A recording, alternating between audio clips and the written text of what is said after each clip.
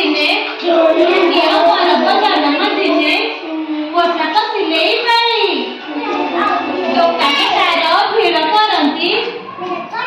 ଦୋକାନରେ ତାର ଭିଡ଼ କରନ୍ତି ନୂଆ କପଡ଼ା ଦେଇ।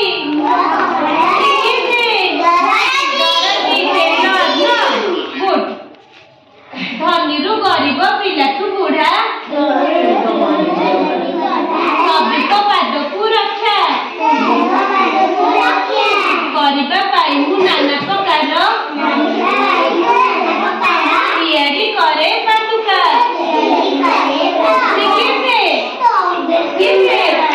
ଜୋତା କାରିଗର ନୁହଁ, ପାଦକୁ ଚପଲ କରିକି ଦିଏ ନୁହଁ, ଜୋତା କାରିଗର ତାକୁ କୁହନ୍ତି। ଦୂରରୁ ଯେବେ ଚିଠି ପତ୍ର ଡାକରେ ଆସେ କାର ଘରେ ଘରେ ମୁଁ